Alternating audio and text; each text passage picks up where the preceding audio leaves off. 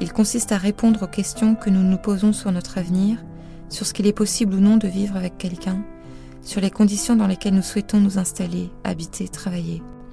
À l'heure où toute contrainte a donné la preuve de son utilité, les disciplines qui savent bien qu'elles relèvent de la paradoxale utilité de l'inutile selon Nuccio Ordine, et dont se nourrit l'humanité, gèrent cette angoisse par la production d'écrits de plus en plus calibrés, et celle de courir attachés au corps. Nous pouvons explorer en nous des domaines qui parlent peu ou dont le langage nous est inconnu. C'est un lieu de nous que nous n'habitons pas. Une absence permanente. Les classes technologiques demandent un grand temps de préparation également. Dans la mesure où l'on ne peut pas faire les mêmes activités d'une semaine sur l'autre, cela risquerait d'ennuyer les élèves. Ou tout autant, là où nous pourrions être directs, nous empruntons le détour. Par pratique de la discipline de notre choix, nous n'entendons pas une ultime torture, une activité faite d'objectifs inatteignables qui ne nous porte qu'à nourrir une grande insatisfaction parce qu'un autre nous attire.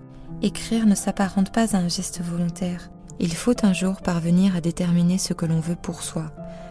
Il est plusieurs en un, voit se dérouler sous ses yeux des paysages infiniment spacieux lorsqu'une musique le prend dans sa houle sonore.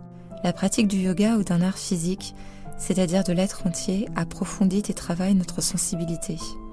Une matinée de pratique équivaut à un voyage. Tous ces mètres de muscles parcourus, mobilisés autant que pour une longue marche, mais à travers soi. Nous désirons les choses, non parce qu'elles sont bonnes, mais nous les jugeons bonnes dans la mesure où nous les désirons. C'est à notre rôle qu'elle s'en prend, à notre réussite qui la renvoie à ses échecs, à notre place auprès de quelqu'un qui l'emplit de la peur de perdre la sienne. Comment commence l'écriture ? Mais nous pouvons consentir au glissement inéluctable de la stabilité. Car aujourd'hui, beaucoup de personnes s'imaginent que nous ne travaillons que peu et ignorent tout de notre rythme, des week-ends passés à corriger. S'il nous arrive avec bonheur de nous voir offrir un moment de soin, de détente, nous pouvons lui associer un parfum qui nous rappelle cette heure. Il faut donc se rappeler à l'ordre comme à soi-même, car le premier travail est souvent conçu de telle sorte qu'il ne nous laisse pas le temps de faire autre chose, et de nous la remémorer, l'identifier, puis lui désobéir consciemment. Notre corps peut devenir l'empire de la désobéissance. Mieux, il peut abolir cette loi primaire et inventer ses propres lois. Une pratique intensive, privant trop de plaisir ou restreignant le champ de la vie à la seule recherche de la performance et de la perfection, peut nuire au sujet. Seulement cette saisie nécessite également que l'on se dessaisisse du désir de retenir les temps d'une journée. Au lieu de prendre racine et de nous engluer, nous avons besoin de rétablir chaque jour l'espace de notre environnement comme un espace de traversée. On le constate, on l'observe, longtemps parfois.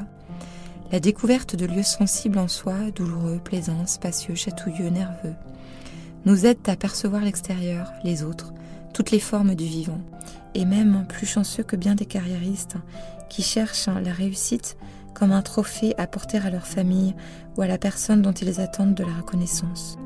Ne serait-ce pas étreindre avec distance, sans en passer par l'étreinte physique des êtres et des œuvres ? L'inachevé demeure la marque de notre être. Elle engage l'honnêteté, car on ne donne pas pour tromper. La plus grande tristesse ne disparaît jamais vraiment.